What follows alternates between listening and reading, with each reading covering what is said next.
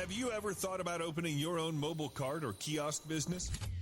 Maybe the facility you manage could establish new revenue by adding coffee, food, or retail services. Cart King International can be the answer to your needs. Cart King is a North American designer and manufacturer of the finest mobile coffee, food, and retail carts and kiosks. Cart King has been working with clients and corporations across North America for 20 years, providing innovative designs, custom manufacturing, and timely delivery. Carts and kiosks are fun, and so are the dozens of designs on our website. Please visit us today at www.cart-king.com or just call us at 1-877-986-7771 and get your sales rolling. If you find yourself in need of legal representation, it can be a very stressful time in your life. In my career, I have dealt with thousands of lawyers, I've dealt with thousands of law firms, and I can confidently recommend to you Keith M. Davidson at kmdlaw.com. Available 24 hours, 7 days a week. Just log into kmdlaw.com. That's kmdlaw.com. Or you can call toll-free 833-4KMD-LAW. That's 833-4KMD-LAW. Personal injury, wrongful death, STDs, sexual assault, car accidents. They handle it all efficiently and professionally. It doesn't matter how imposing the opposition may be, because the team at kmdlaw.com are battle-tested and fierce. They will not stop until justice prevails. Go to kmdlaw.com or call toll-free 833-4KMD-LAW. If you're in for the fight of your life, stop screwing around and contact KMD Law. PureSoapFlakes.com, 218-568-2525.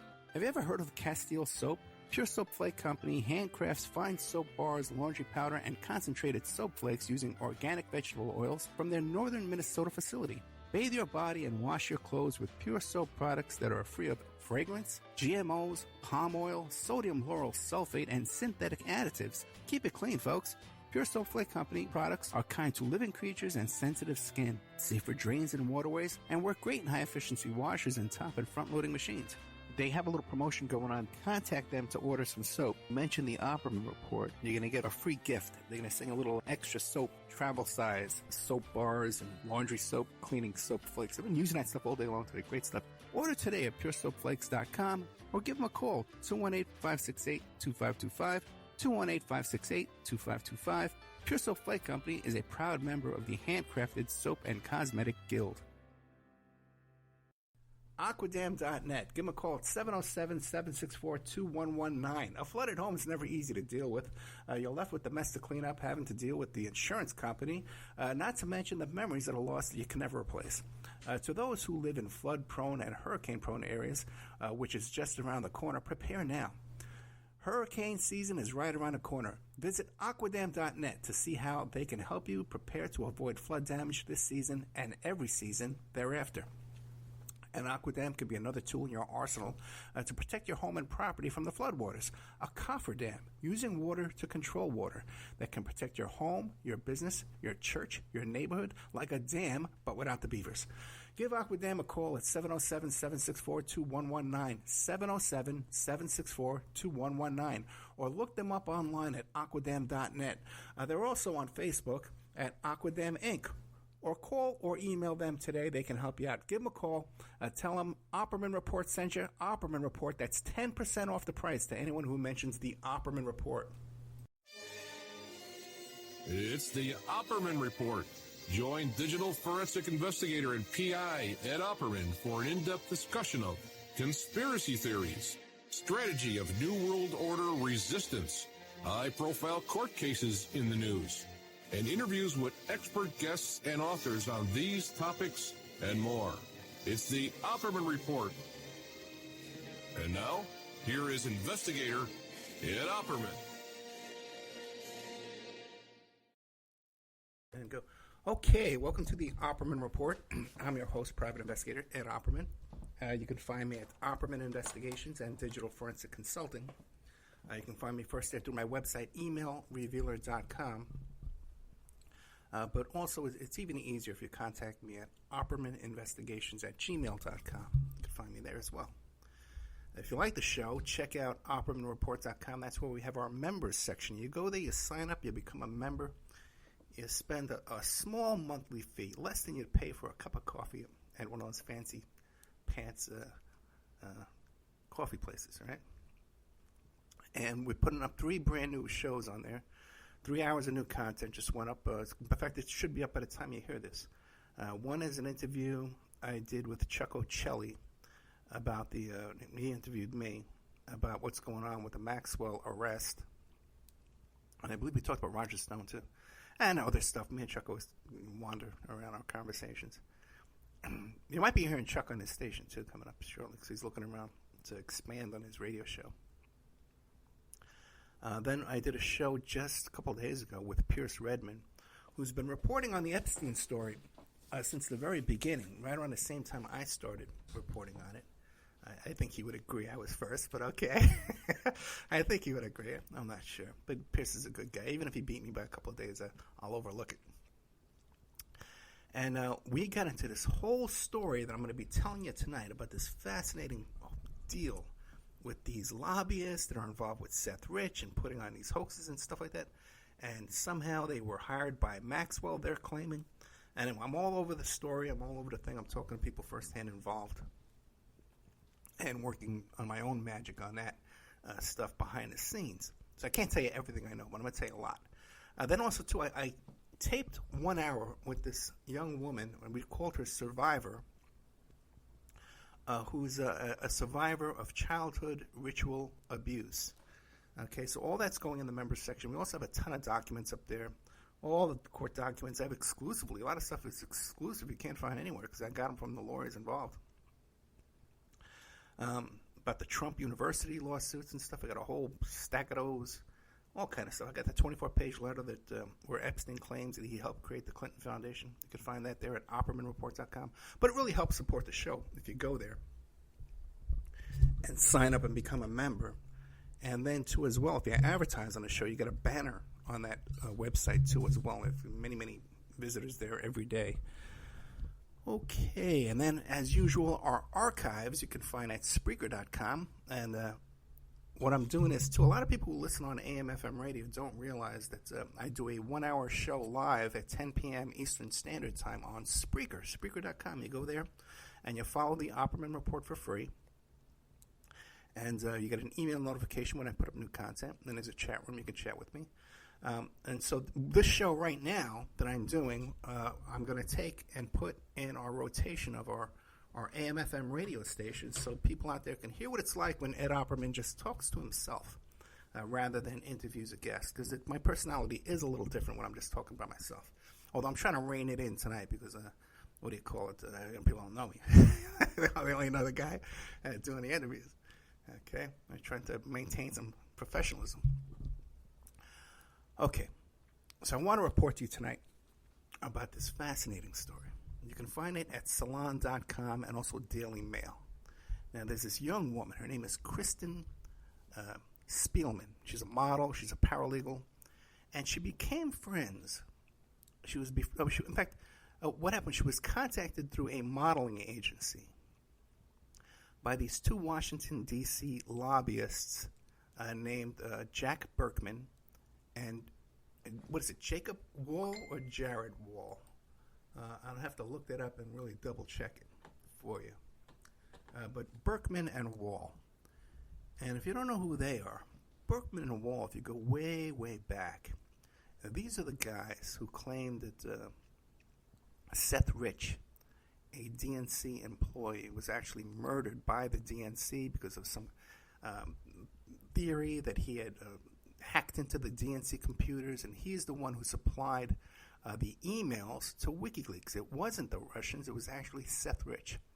And then when he was downtown in D.C. one day partying with his friends and he was shot, what most people think was a street robbery or a street assault, that they think this was a hit put out by the Clintons to silence him. And this is what Burkman and Saul, they've been working on that story for years, offering these huge rewards for people to come forward. Then at one point, Burkman actually thought he was buying information from an investigator, some ex-military type person he was hiring to investigate for him, paid him like $15,000 to get him some FBI documents, right, he claims. And it turns out that the FBI documents were fake. And this guy who Burkman hired went through this elaborate charade where he created these fake email accounts and he communicated with Burkman to meet him in an underground garage, and shot him in the butt with a rifle. So Burkman survived, and the shooter wound up going to jail, and where I believe he is to this day. But that's not what we're talking about today. Fun story, but not what we're talking about today, because this is a little bit more serious. Now, I was been talking lately, and when I've been interviewed, after Maxwell got arrested in New Hampshire, Ghislaine Maxwell, who is the procurator and the girlfriend of Jeffrey Epstein, the week before she was arrested, there was this big hubbubaloo over at the Department of Justice, where William Barr put out a press statement saying that the head of SDNY in Manhattan, Southern District of New York, prosecutor's office, Mr. Burkman, was stepping down. But this was news to Burkman. He didn't know about this. And when he saw this, he said, "What? I'm not stepping down. If you want me to step down, you got to fire me." So in his statement, Barr was all ready to put in his own guy in there. But there was a big mutiny down there at SDNY, and they said, no, we're not going for that. You have to put in,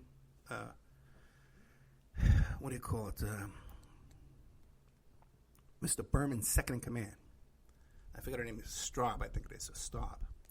And so as soon as Straub came in and took over, about a week later, Ghislaine Maxwell was arrested. Well, there comes out in the Daily Mail and Salon magazine that this woman, Kristen Spielman, this young model, she was contacted through a modeling agency by Burkman and Wohl in order to hire her. They wanted to hire her for a reality TV show, and she was to be paid $300,000. And it was all different kinds of things they wanted her to do, and they became more and more bizarre. They wanted her to claim that she was selling Percocets to Nancy Pelosi, and they wanted to do a press conference with her claiming that. And at another point, they wanted her to say that she had an affair with Ted Cruz, and Ted Cruz, in order to function, and she found him unattractive, but in order to function, Ted Cruz required a penis pump in order to perform his activities with Miss Spearman. Okay, so then, and she was almost going to go along with this because they were offering her a lot of money, but then she saw that they wanted her to sign an affidavit. She works with lawyers, so she knows that's crazy. So she talked to her lawyer friends, and they says, "What are you, crazy? You can't sign an affidavit, perjury, all kind of problems. You can't do this." So she had a falling out with them. Then they contacted her again and wined her and dined her. They send her limousines and stuff like that. And at this next meeting, she became aware that Wohl was claiming that he was hired by Ghislaine Maxwell, that he had been hired by Ghislaine Maxwell in order to use their influence as lobbyists, one, to lobby Attorney General Bill Barr to fire Burkman, okay, on behalf of their client, Ghislaine Maxwell. They also claim that Ghislaine Maxwell, or Spielman claims that Maxwell wanted them to dig up dirt and smear the victims in the case. And they accepted $25,000.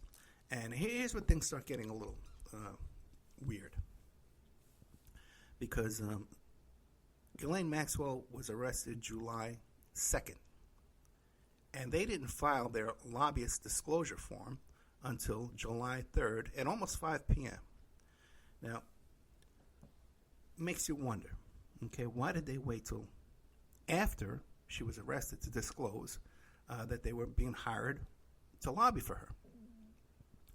Well, upon further examination, if you examine the document, their disclosure document, you see that their client was Granite Realty at this address. I forget off the top of my head, but this certain address, right?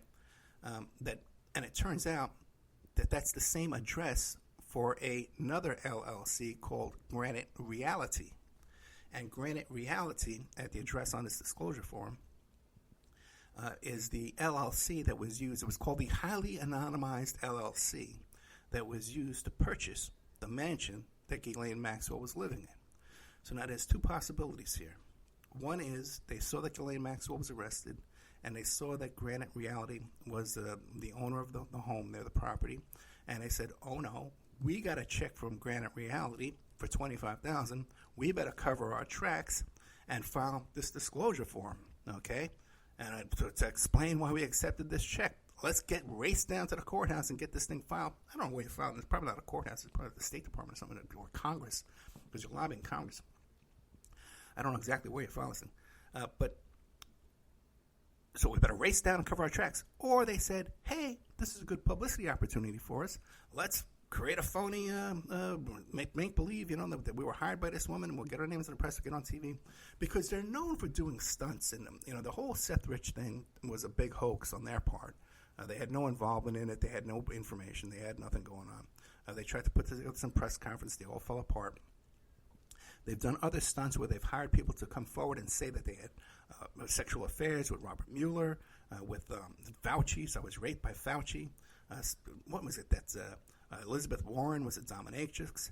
And there was a couple others, too, that Buttigieg had a rape allegation, too. So many. They've been pulling these stunts for quite some time, so you can't trust anything these guys say. I don't find them to be credible or reliable whatsoever. Kristen Spielman is a different story.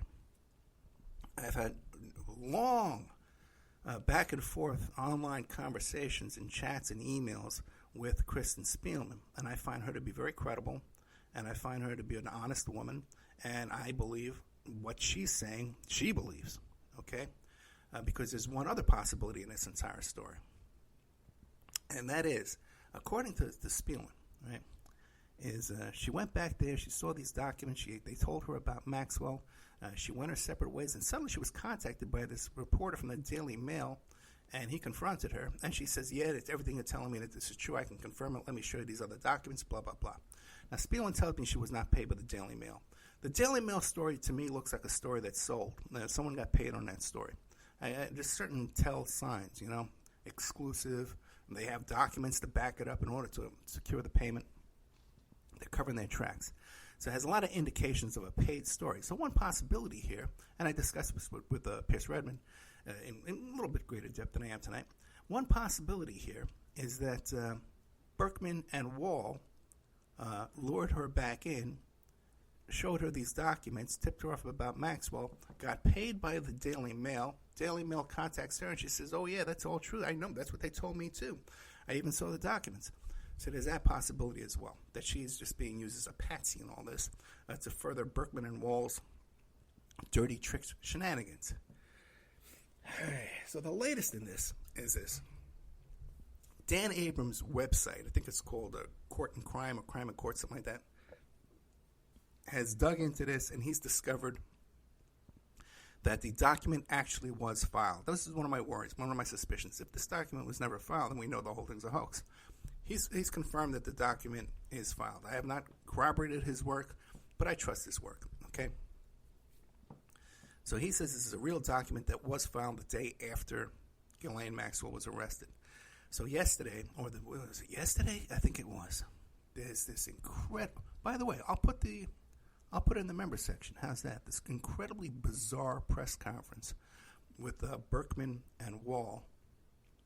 It seems to be on the porch of their office, like on the stoop outside, And some reporter live streamed the whole thing from his cell phone, And so it's a bizarre press conference to begin with, okay? They have a couple of guys there with paint guns that they're claiming are Boogaloo guys, which are like these radical right-wing guys who want to start a second civil war. Brother. So anyway, let me make a little note here, something I want to say later on. And they have two people there who they claim are longtime friends with Ghislaine Maxwell. I've never heard their names before. I've never seen them before. And it appears that they're reading a script, okay? There has been no confirmation from the Maxwell camp, from her real-life attorneys that we know represent her, that these two characters are representing her as well, as some type of lobbyist or public relations or media. And it would be very unusual for someone facing a criminal trial with such long potential sentences to allow unauthorized spokespeople out there to be speaking on their behalf. So there's been no statement from up until this reporting here, 3:30 in the afternoon, Friday, July 31. There's been absolutely no disclaimer from the Maxwell camp saying that they do not represent me, and there's been no announcement that, yes, these people do represent me. Okay, in the press conference, they totally admit using their influence and their friendship with Barr to influence him to fire Burkman. But they claim that this convoluted story about how Burkman used the CIA overseas to spy on Maxwell and then kidnapped her and brought her over here, and that the house is really owned by them. If the house is really owned by the CIA, if it's a CIA stash house, how is that same LLC paying them? It makes no sense whatsoever. That's a huge hole in their story. I just realized right now. So we got to take a look at this. What's going on with this? With Burkman. But you do have to. One more thing too. That when they talk about how Trump said in the press briefing there, and he said about Maxwell that I wish her well. I wish her well. I've known her a long time. I've met them a few times. They lived in Palm Beach, and I wish her well. That this guy Wohl, Jacob Wohl, young man, so he's 22 years old. This kid, he's a real colorful background too, as well. All kind of securities, fraud charges and stuff like that. He's not allowed to trade stocks or even own an E-Trade account. Not allowed to do anything like that. There's all kind of charges and allegations and accusations against him currently. So, and Wohl is claiming that he spoke with Donald Trump, the other evening, and that Trump was all behind him, and that Trump is concerned about Maxwell and thinks that she's getting real with as well. This is what Wohl says. Now, I asked Kristen Spielman, and she says, oh, yeah, Wohl does know Trump. Trump has retweeted Wohl's tweets, and there's a photograph of the two of them together. Now, this doesn't mean they're great friends. You can pick up the phone and call to each other, but it is another nail in this story. One other thing, too, I was talking about this to when I was talking to Hoffenberg this week, I don't know if I mentioned this part or not, but the woman who claims to be a spokesperson for Ghislaine Maxwell, this woman Laura Goldman, a lot of people have put out these hit pieces on her lately, claiming she has no credibility, and she has these charges in her past and stuff like that. But this woman, until very recently, had White House press credentials. So here you have a woman who's at one time knows Maxwell, friends with her in some capacity, is not connected to any kind of established news reporting agency, other than some blog and freelance work, but somehow she got White House press credentials to sit in there on the daily White House press briefing. Okay, so that's another connection between Maxwell and Trump. Okay, another one there. How does this woman get in there? They all socialize at these Palm Beach mansions and stuff like that. These Palm Beach Mar-a-Lago and these things like that. So that's where we are with this story here, the saga of Wohl, Burkman, Barr, and Spielman. I am hoping to get a recorded interview with Spielman and get her, and I'm sure there's a lot we can get out of her about other activities going on with these characters and stuff, and we can get to the bottom and get to the truth on all this. She says she's not talking to any other reporters, and I believe her, okay, because of some other things that are going on. But that's where we are with that story there. Now, we're going to take a little commercial break, and when I get back, I'm going to tell you a story. See, the thing is, you always hear this thing about Trump and Epstein, right? And the average person who doesn't really spend a lot of time on this case. By the way, if you don't know my background in this case, I was the investigator in the 2016 lawsuit against Trump and Epstein, okay? The Katie Johnson, Jane Doe lawsuit, okay? That was my case. Now, so I know a little bit about the background of this and stuff, and a lot of people will say to you, oh, Ed, Trump has no involvement with Epstein. Once he found out what Epstein was like, he barred him from Mar-a-Lago. You hear that story all the time. Well, where does that story come from? That story comes from an author who hangs out with Trump, who hanged out with Maxwell, who hanged out with Epstein, was friends with all this bunch of down there at Mar-a-Lago, they all socialized together. That's his story. Okay, Trump has never even verified that story. Now, and he claims too. By the way, this author also co-wrote a book with Bill Clinton, went on tour with him, and subject Epstein never came up then either. Okay, all right. So, but he's defending Trump, saying, "Oh, Trump never knew," and he barred Mr. Epstein once he found out what was going on. Okay. Well, we have an alternative version of what happened through Mr. Hoffenberg. Stephen Hoffenberg is the former CEO of the New York Post. He's the former CEO of Tower Financial. He worked with the Trump campaign, with Roger Stone. He helped direct a PAC that was in support of Trump and helped Trump get elected. So he's no right-wing guy. He has no axe to grind against Trump. Now, his version of events is he says, no. They had a falling out, but I believe it was over a real estate deal involving a Russian oligarch and some shady kind of bankruptcy shenanigans that went on there with that. Okay, that's his version. I have another version that I don't think you've heard anywhere else, okay? And it's a version that's corroborated by two sources. It's possibly corroborated by two sources. Both of these sources may have the same source. They may have the same original source, who would be Jeffrey Epstein, by the way. Okay, so we have two people in question here. We have Mr. Trump and Mr. Epstein. And we're trying to understand why Epstein got barred from Mar-a-Lago. We don't have a word out of Trump's mouth on why. Just some convoluted story that Trump was offended by his behavior. Okay, when Trump's been up to the same exact behavior his entire life. Or that it's this other story here that I'm about to tell you when I get back. I'm going to play a little audio for you and some two anecdotes, two stories about the same story. We'll be right back after these messages with more of the Opperman Report, OppermanReport.com. You can find me at Opperman Report on Twitter. And don't forget Opperman Report on Spreaker.com, SPREAKER.com. That's where you can find our archives and more reporting like this.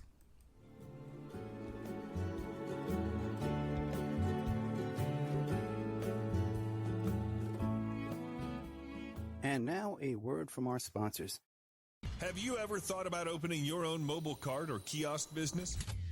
Maybe the facility you manage could establish new revenue by adding coffee, food, or retail Soap and Cosmetic Guild.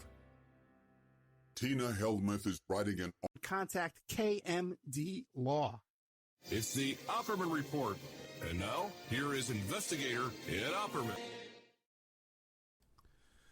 Okay, welcome to the Opperman Report. I'm your host, private investigator Ed Opperman. Show is brought to you by KMD Law firm. Also, Aquadam.net. If you're worried about flooding down here in Florida, check out Aquadam.net. So I was telling you the story about, there's a difference of opinion of how and why Trump and Epstein had their falling out. There's no doubt that they were close friends, okay? Trump himself said that we were great friends of 15 years. Many say he likes women as much as I do, beautiful women as much as I do, and many of them on the younger side. There's no doubt about it. Jeffrey enjoys his social life. So there's no doubt about that these two are seen together, photographed together, videotaped together, all over the place. Mar-a-Lago, all over the place.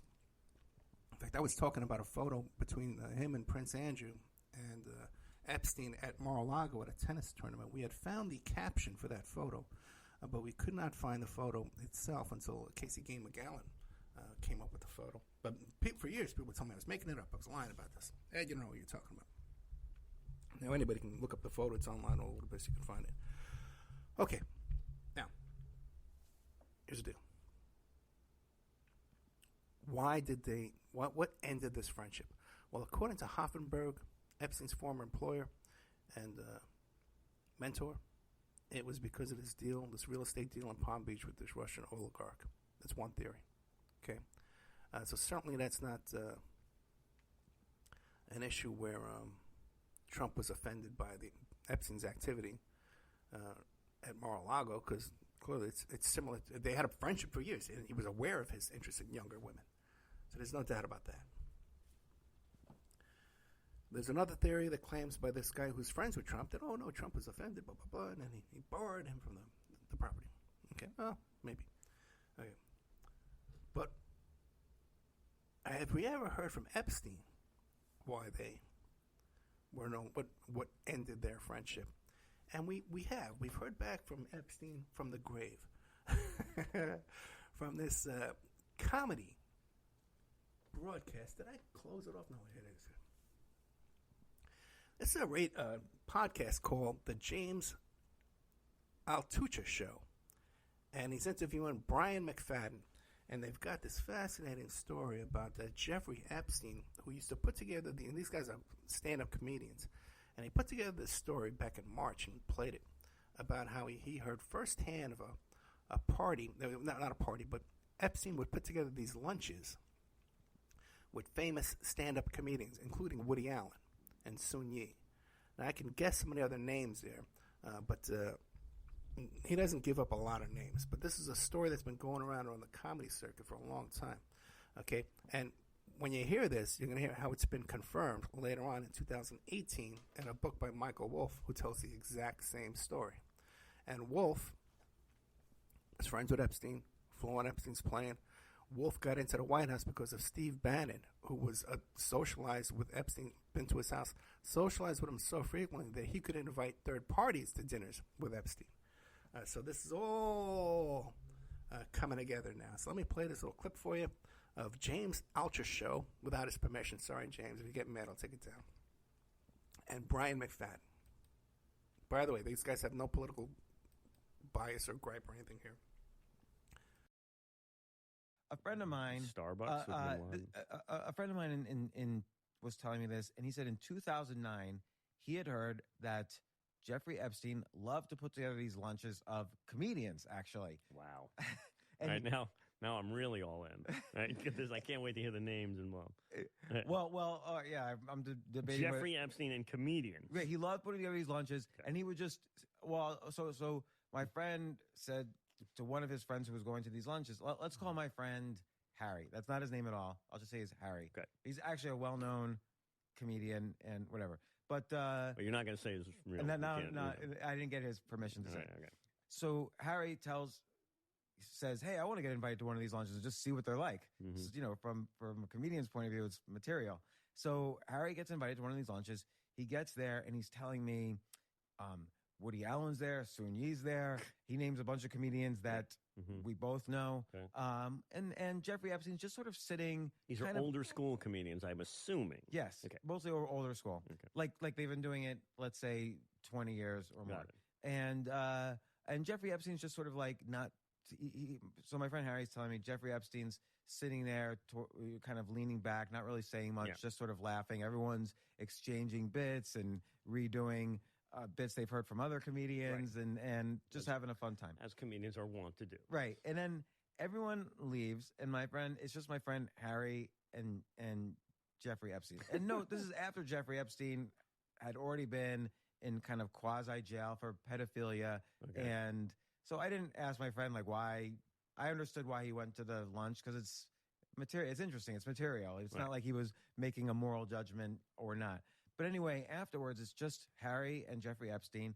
And he says, by the way, have you ever been friends with this guy, Donald Trump? The one who does The Apprentice, because that's what Donald Trump was known for at the time, plus his real estate stuff.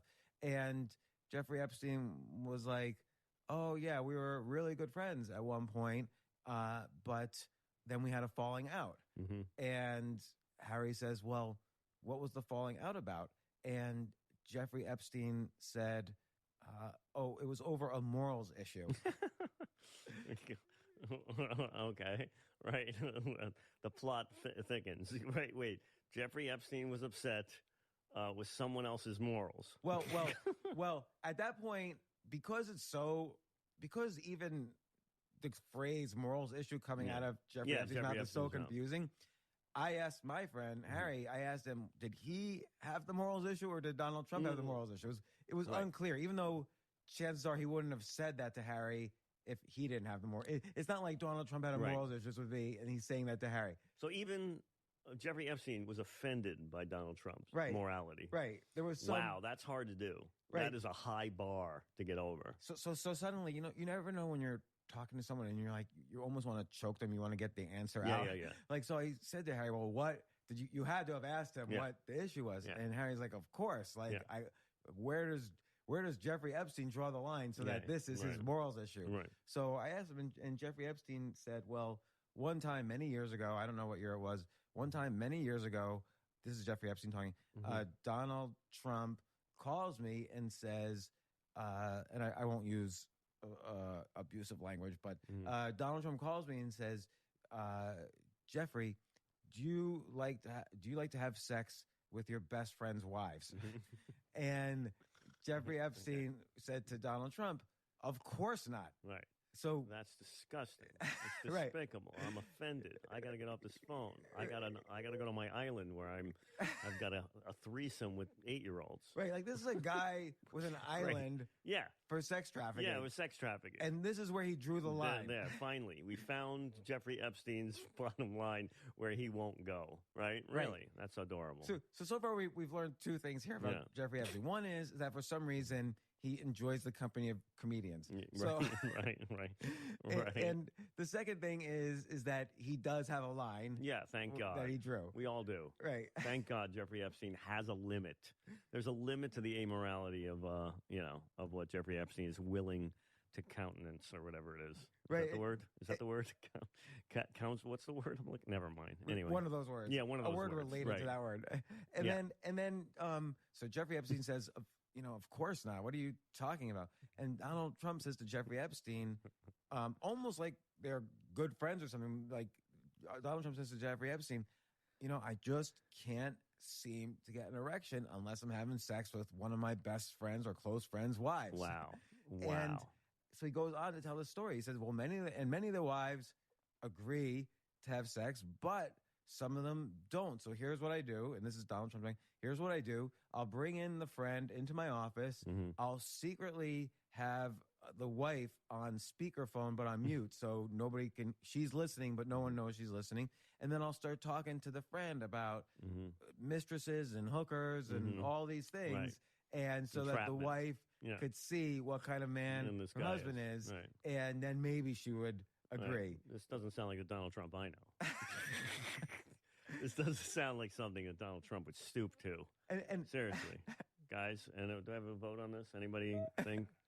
It's just, I don't see Donald Trump doing something that loathsome, despicable, amoral, and unforgivable. I just don't see it. I'm sorry, James. I'm just not biased. Right. It's so unbelievable. That's where. Okay, welcome back. So there you got a little idea, a little snippet there of what the story is. Very interesting, right? Now, you might recall, this story is not so dissimilar from the one we hear from Mr. Trump's own mouth on the Access Hollywood tape, where he talks about hitting on a married friend, a married woman that was married to a friend of his. And also, too, it's also not dissimilar at all to the stories A.J. Benza has told on this show, on this airway, of his relationship with Trump, where Trump is dating his girlfriend. Okay? So, I would say that that's a bit of a pattern there in the Access Hollywood, the A.J. Benza that we know about, right? But let's move on a little further. We have in, what year is this here? Let's take a look. And, by the way, that story came out on that podcast March 9th, 2020. But they're telling a story of what happened in 2009, shortly after Epstein got out of his little jail sentence there, down the Palm Beach resort sheriff's jail. In January 5th, 2018, a man named Michael Wolff. Michael Wolff was allowed to be embedded in the White House, okay? Just sitting there on a couch at the entrance to the Oval Office. Everybody walking by him all the time. He's just nosing around, taking notes. How'd he get in there? Steve Bannon got him in there. Comes out now, Michael Wolff's been on Jeffrey Epstein's plane many, many times. But it also comes out that Steve Bannon was also very close friends with Epstein. Would dine with him occasionally, tried to get him to borrow, loan money to him and stuff like that. Been to his home. He's been photographed coming out of the townhouse in Manhattan.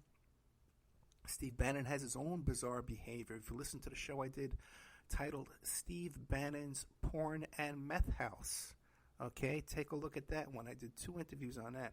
One with the gentleman who was actually the renter of the house after Steve Bannon left. He took chemical samples. They found samples of meth manufacturing there. They found all kinds of people, maintenance people, talking about how they used to film pornography in there. There's police reports of domestic violence there with Steve Bannon's ex and her new boyfriend. that they all appeared to be living there at the same time and for some periods of time, where the ex-boyfriend went to jail for some other charges, and the Steve Bannon's ex-wife, who's a Swedish model, and filmmaker, was trying to sneak a cell phone and marijuana into the jail. She got in trouble for that. These are the people running the country, okay? And then also, too, pornographic catalogs and stuff like that come into the house. This is the guy who rented the place after Steve Bannon vacated. Okay, and then I also did another interview with an author who wrote a columnist who wrote a column about the story.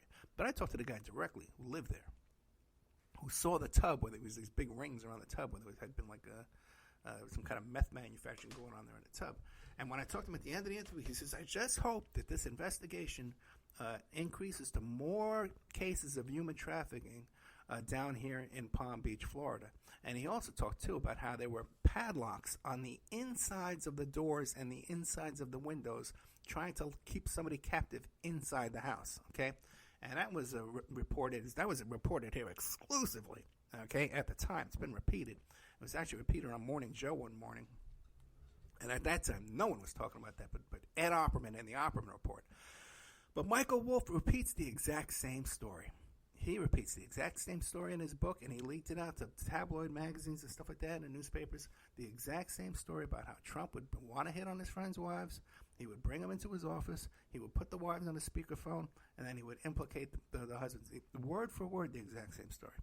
So now the source of this is probably, for both people, is Jeffrey Epstein. If it's not, then it's damning evidence that the reason why Trump and Epstein's friendship ended was over morals, and not over Epstein's morals, but that Epstein was the one who actually ended the friendship with Trump, which is a very good possibility. So there you have that. That's pretty much all I have to report you tonight on the Epstein saga, on Maxwell's latest allegation that she's hired these two Washington, D.C. lobbyists to, lobby Bill Barr to fire the prosecutor in a case. There's no denial from her camp about this, but it's still all up in the air. We're still investigating it here, and I don't think anybody's closer to this story than good old Ed Opperman right now. In fact, I know that no one else is as close to the story as I am. Let's see what else I could tell you about here in my notes. A couple of things, nothing in the I told you so department, okay, is remember a couple weeks back, I did a whole evening show about the McCluskeys. The two lawyers, they were in Missouri, and there was a Black Lives Matter protest going through their neighborhood there, and they went through a private entrance to a gated community, and the gate became damaged on the way through, and the McCluskeys came barreling out of their home in their bare feet and confronted the crowd and started waving around their weapons in anger. And I said to you, and I read the law. I looked up the law. Okay, you cannot brandish a weapon in anger and wave it around at people. And I said that they're going to get arrested. Okay. In the interim, the police came down and seized their weapons. Okay, because first of all, poor weapon handling. And I even talked about how if you really thought your house was under siege and you have this kind of firepower, the stupidest thing you would do is to run out your front door and wave these guns around, show everybody you got them, and start threatening people and yelling at people. You take a position on the second floor window, anybody comes near your front door or your window, you boom, boom, boom, you snipe them, That's how you would take home defense. That's how you would defend your home in reality. But instead, these guys wanted to confront. They wanted to confront the protesters out in the street. Well, they've wound up in jail. Now, I told you this was going to happen, and I read you the law. But the audio didn't come out that good on the show. Otherwise, I would have replayed it 20 times this week. And the governor says he's going to pardon them, okay? But you might see some federal charges. But the thing is, the reason why I did that show, okay, and the show is called Play Misty For Me, because I talk about how in the old movie Play Misty For Me with Clint Eastwood, how he was a radio host in Carmel, California, and he was being stalked by this listener. And she tried to kill his girlfriend, his ex-girlfriend. She came to Trish's old house. She tried to murder him in his house. And finally, at the end, he kills her. The house is disheveled. And the last scene is you see the police bringing him a cup of coffee and patting him on the back, so consoling with him. Oh, my goodness, you had to kill her, didn't you? You poor guy. Oh, that crazed stalker woman. She was out of control. But the thing is, in reality, the cops don't know what happened. All they know is they found a guy and some girl he was dating. She's dead on the floor. The they're going to put him in handcuffs. They're going to take him down, question him. They're very likely going to charge him. And if he doesn't have a lot of money to fight the case, he's going to plead guilty. Okay? He's got a dead woman in your house and with no witnesses. Okay? So, and I tried to warn people because people think, oh, Ed, I have the right to self-defense. I have the right. They were attacking the house. They were private property. If you cross on my private property, I can shoot you. That's not a fact. You can't shoot someone for crossing into your private property, and you can't shoot someone for damaging private property. You cannot shoot people for damaging property. You can't shoot people for trespassing. Okay? And I know you think you can, but I'm telling you, you can't, and you're going to wind up in jail over that. Okay? You're going to get arrested for that. I promise you, no matter what you think. I think I have the right. You don't. I'm telling you. That's just a fact. And the other thing I tried to lay out for you in that show, too, was that you don't want to have that right, okay? Because that would mean that every time I have a dispute with my neighbor, okay, and I got some neighbors right now, they leave these big inflatable toys out on the porch, and the woman goes out there and she's feeding all the squirrels and stuff like that, and then she's got a nut loose herself. But the thing is, I can't walk out my door and start waving a gun. Stop doing that. Stop doing that. You're damaging my property. You're bringing rodents onto my lawn. You can't do that. Just like if they're angry with me about something. Do you want your neighbor, if they're angry about you where you parked or something like that, you parked your car and blocked their driveway. Do you want them running at you with a gun, waving a gun in the middle of the night, screaming at you with bare feet? Of course you don't. We want to live in a civilized society.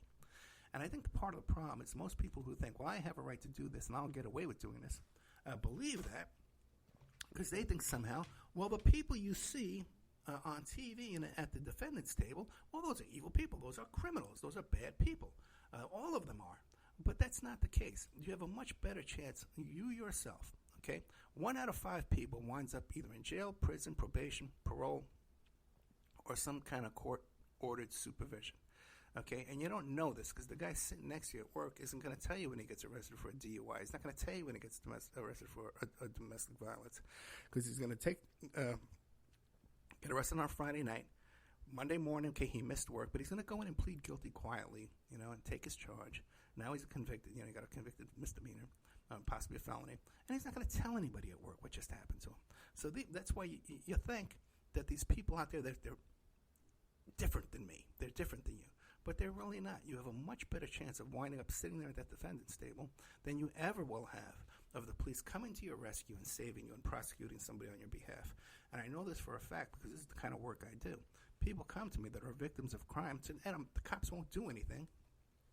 And I got to do the whole investigation for them and present the report to the cops and present the report to the cops in a way that they can then reproduce my work and look like they did it themselves. Okay?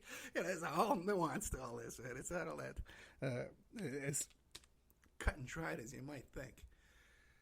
So anyway, I tried to get that out to you, that whole thing about self-defense and private property and all that. I did the best I could. I think it came out pretty good. But what do you call it? The audio on that came out so badly that they really didn't come across so well. So there's that. If you want to kill a couple of minutes, I could tell you the story about everyone was talking about this Judge Salas who was shot. The FedEx driver shows up at her door, and he shoots her son and her husband, the son fatally, and the husband is in critical condition. Probably never recover, be the same kind of person. And there was something about how she was assigned to a case of Deutsche Bank to investigate, not to investigate, but a litigation over Deutsche Bank. And right away people said, Deutsche Bank? Deutsche Bank? That's Epstein. Oh, it's a hitman. They're doing this to silence him. Then we got memes of Hillary Clinton showing up at the FedEx uniform right away. And everybody jumping the gun. And I even said at the time, I says, guys, everything's not a knee-jerk reaction to Epstein, man. Just wait and see what happened here. Relax, And lo and behold, they find the guy. He killed himself. He's got the FedEx box there in his car. And it turns out, and people are still trying to say that this guy has some kind of connection to this. But it turns out that no, the guy had a beef with this judge. He wrote a book about this judge years before she was ever involved in anything even remotely connected to Jeffrey Epstein, as this Deutsche Bank case was. So, it's just, again, more false reporting, hysteria, and clickbait, really. People just try to just get something out there to just draw attention to themselves and make themselves a little bit more popular than they are. Well, listen, guys, we're out of time. This is how I do my live solo show, as we call it now. Okay, so if you like this, you can find this every Friday night at 10 p.m. You go to Spreaker.com, Spreaker.com. You go there, and like I said, you follow the show for free. You can use your Facebook to log in and follow the show. And by the way, I have a like page on Facebook too at Opperman Report. You can go there too and like that page, and then you'll get a notification anytime I'm putting up new content too as well. And also too, it comes out on my Twitter page, my Twitter account, which is Opperman Report. Okay, so you sign up at Spreaker for free. Then you get an email notification anytime new content goes up, and you can go and listen to me live. You won't hear it anywhere on AM/FM. And also, too, there's a chat room where you can chat with other listeners who love to complain about me. Okay, so if you hate me, join the chat. Sure. I was talking to this guy today. He wants to get me on a bunch of stations across the country. And I said, I don't know, man. I said, a lot of these listeners, they hate listen. They hate listen to me. They're not listening because I like the show. They listen because they hate my politics. But what are you going to do, man? I listen. I don't care. By the way, I'm going to lay a shock on you in a couple of weeks when you hear my endorsements coming out. Okay? I think a lot of people are going to be a little shocked about the Ed Opperman and his what would you call it? My staunch, stubbornness? Maybe stubbornness, that's the word I'm looking for. But my convictions, how I stand by my convictions, okay? That's the word I'm looking for. I'm trying to make myself look good. So check us out. By the way, I got a good show coming up, too, with a young man. He's an old man now, but when he was a young man, a young boy, he was taken across Europe on a vacation tour with Roy Cohen. And he was molested by Roy Cohen across that tour. And there's pictures of this kid in every city that Roy Cohen was in on that tour. So he's got some really, really good stuff to back up his story. Thank you so much, guys, and I'll see you next week.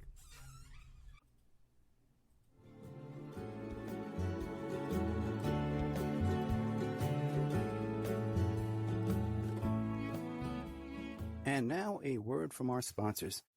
If you find yourself in need of legal representation, it can be a very stressful time in your life. In my career, I have dealt with thousands of lawyers, I've dealt with thousands of law firms, and I can confidently recommend to you Keith M. Davidson at kmdlaw.com.